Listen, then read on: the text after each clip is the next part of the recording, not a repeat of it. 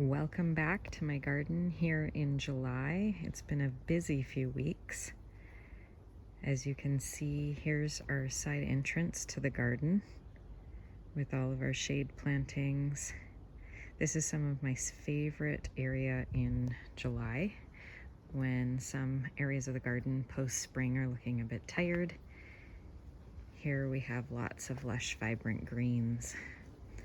So this was a lot of work that we were doing in June. This area needed to be leveled. We needed to add in some additional hardscaping, so that's what I've been busy working on. The entryway to the new garden, as I had mentioned in a previous video, this 1 year ago was a 100-plus-year-old dilapidated shed that needed to come down. And so it was an opportunity for a new garden. Now, the only thing in the garden at this point are some boxwoods around a fountain, which I'd been saving up for a couple of years to get. It's raw concrete, so it will age over time. It's quite bright right now, but I'm looking forward to it getting some age and patina and moss growing on it. It's gonna look quite beautiful. And we've got some hydrangea standards. Those are limelight primes flanking all of the four corners. And I've grown thyme, a form of creeping thyme from seed that stays about 2 inches tall and gets little pretty purple flowers in the springtime. This will eventually be a walled garden, as I've surrounded everything with Portuguese laurel. We're going to keep it to about 6 feet or 7 feet tall. So I'm thinking through, not making any fast decisions here about what I'm going to plant in this space. It did have some tulips in the spring. I'm going to look to fill it with some more spring bulbs, but still thinking about what I want to plant in here. I think I'm going to keep the color palette to probably purples and whites. So I've put in some of the stepping stones here. And this was the other piece of large work that we had to do, which was putting in place these two large bluestone rocks. They're about 300 pounds each, so for two of us it was quite a bit of work to dig out and level them. As you can see, this area will be my next big project. I'm going to be doing a bit of a garden throw rug, if you will, with a combination of some flagstone and some of the old brick that we've recovered from the house and some gravel. We'll be putting a little bistro set here, so it's going to look really cute. And that will be the entryway into the kitchen garden. This is probably one of my favorite spots in the garden right now. So we've lined the edge again in the same theme with limelight hydrangeas that get just the most incredible panicles. They age from white to kind of a rose pink color in the autumn, and they're underplanted with Brennera. I like the silvery foliage, and I'm going to be adding in a bunch more spring bulbs. We do have some crocosmia. Obviously it likes full sun and only gets a little bit of sun here, but we got a couple of blooms coming up, and then the rhododendron. Lots of projects on the go. I'm also looking to paint this shed at some point this summer. We'll see if we can get to it. It's been such a busy few months just with all the big projects that we've had on the go. So this is the domain of my husband, Ryan, and he's planted up a whole bunch of different things. We went for more of a mix this year in our raised beds. So as you can see, the sugar snap peas and the shelling peas are nearly done. We were a bit overzealous and planted all of the ones that came up from seeds, so Ryan didn't have a chance with all of our other projects to set up. We're going to do some actual construction of posts and proper paneling so they have something stronger next year. but just no time this year. So as you gardeners know, we ended up just doing what we could, which was putting in some bamboo, and did our best. But those are almost done. They're falling over now, and we are so done eating peas. It's a terrible thing to say, but too much of a good thing. So we've been giving them away and freezing and storing them. In here we've got the zucchinis, which are just starting to form.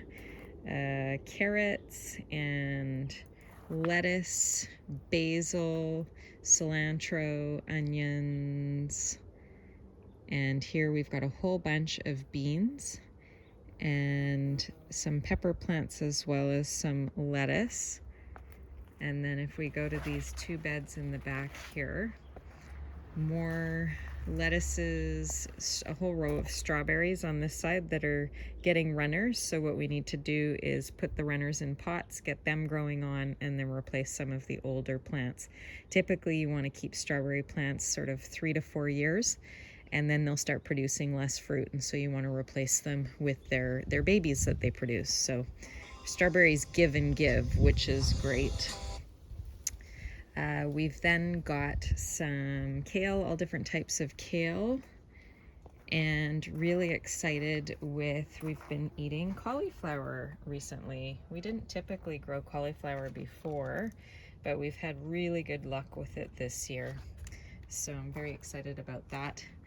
My window boxes are doing moderately well. You won't be able to see it, but there's marigolds, and I've also planted some Swiss chard in the back.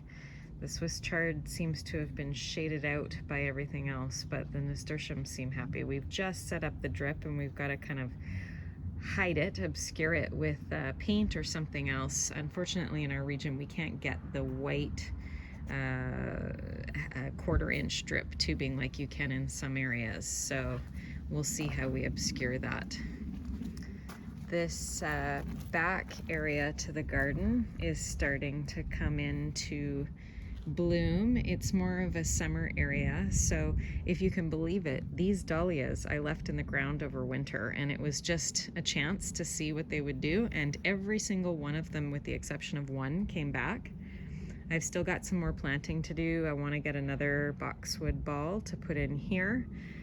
And the lilies seem really late this year to be flowering, so we've got some lilies here, some hollyhocks, salvia, which is just petering out, a couple of macrophylla hydrangeas. One here is a lace cap hydrangea, and yeah, that's sort of that area. And then on our deck, I've just planted up with some geranium or pelargonium, salvia, and a few annuals there. So we completely redid elements of this because I wanted to put in some more winter interest, and I love the idea of Italian cypress, but it's a bit risky to grow them in the Pacific Northwest in our region, which is a Zone 9B. So instead we opted for these de Groot spire cedar, and they've been doing really well this season. We did put some additional irrigation around them because they do like water, so we shall see how they do.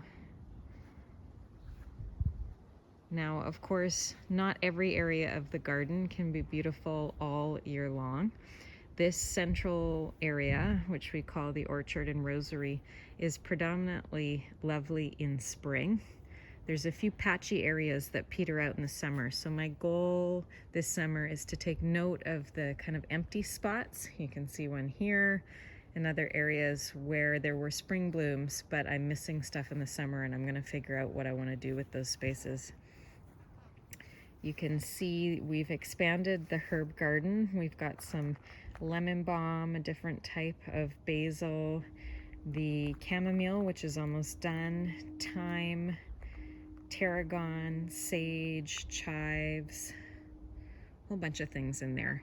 And I do let the oregano act as almost a hedge on this side, and I last year started letting it go to flower, A, because it's really good for the bees and they absolutely love it, but B, because it makes the most beautiful filler in flower arrangements. It's one of my favorite to include with the really pretty blue flowers. So we'll take you through the orchard area. You can see the sedums are starting to flower up. These are autumn joy, I believe. I took one tiny plant and turned it into 4 a few years ago. They're just beasts. They're so easy to divide, so I'll be doing that next year. And the funny thing about asparagus, we have an asparagus bed in here, is you have to let one of the stalks in the different families of asparagus that you've planted go to seed, and they produce these massive, tall, almost fern-like tree structures. And this year it went a bit too much, so I gotta stake some of this and figure out how I negotiate with hubs on what we keep and what goes, because I've got some salvia and other beautiful summer things in there. I'm gonna have to dig them up and move them elsewhere. But as you can see, we have 3 apple trees and they're all totally loaded up. And the pansies are petering out, so I'll have to figure out something for that area.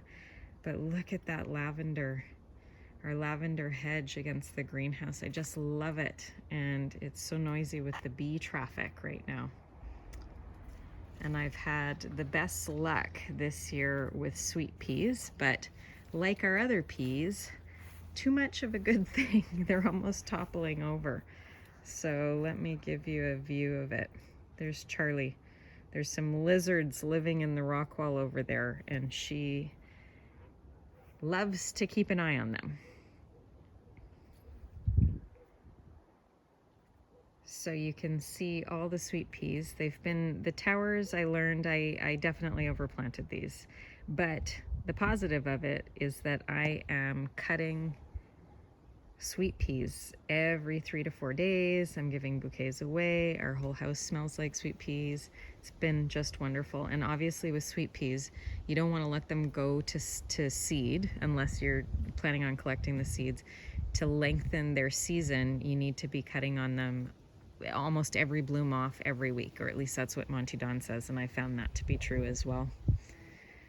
So this is that brand new cut flower garden. It is hard to believe that just 2 months ago, 3 months ago, this was a patch of grass. So we enlarged the grass. I will say I'm not sure I'll keep a cut flower garden year on year. It's a lot of work. I'm not gonna sugarcoat that, but so far this year has been really fun. You can see the liatris are starting to bloom. Those are blazing star. I have a couple varieties of yarrow, some white and purple. I bought some zinnias that have been grown from seed from, I think it was Vessie's. So you can see they're all coming up. And I've got 5 different dahlias planted in here. None of them have flowered yet. We just haven't had enough warm weather. That'll probably start next month, I'm assuming, or later this month. The cosmos are just starting to flower in here. That's a kind of mix of seeds. And I have to take you over to see the stalk. I'd never grown stalk. I didn't know if it was going to do anything this year because I thought I'd seeded it way too late, and it's just stunning. I love the colors. I made a flower arrangement last night, including that and a few other things. So this is always interesting to try and figure out what to do around a deck. So we've got dahlias. These all came up from last year. Those are cafe au lait dahlias. I've got some nigella in the front that I direct sowed and never grown it before, and I just love the blooms. You never get pure blues like that, and I just love that color. And then on the other side of the deck, it was such an ugly area that we weren't sure what to do with, so I planted a few very large hostas, put some river rocks we found on our little beach travels. Each time we found a nice stone, we pop it under there. And then we've got some fatsia here and some maidenhair ferns that have kind of hidden. There isn't a stilby in there. I'm thinking about moving it to the other shade garden in front of the fountain garden that needs some things to fill it in because it's just too full in that space. But this is the greenhouse right now. It's the best time of year with the lavender hedge. My alarm keeps going off. And over here you can see I've planted, I had one tiny start of St. John's wort and created a whole bunch. It's very, very easy to grow and it creates a nice hedge. It's perfect if you're looking for something in a shady spot. It gets yellow flowers and then they turn into these seed heads. So I'll take you inside the greenhouse. This is very much Ryan's domain. It is very full this year. He did mention on the weekend when he was doing irrigation that probably we won't do as much next year.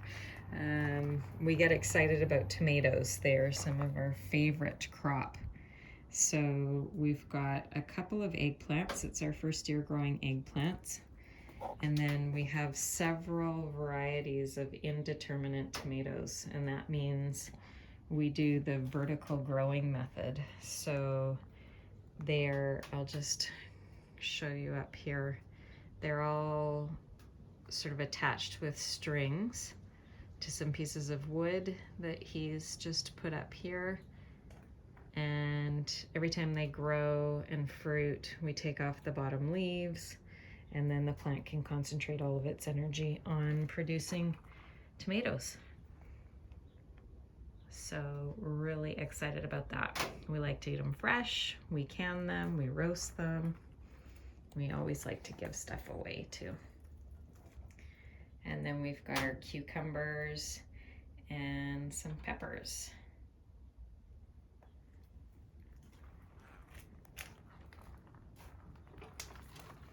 So that's just a little bit of a garden tour this July. And thanks for watching, and we'll do an update hopefully with all the dahlias in bloom in August.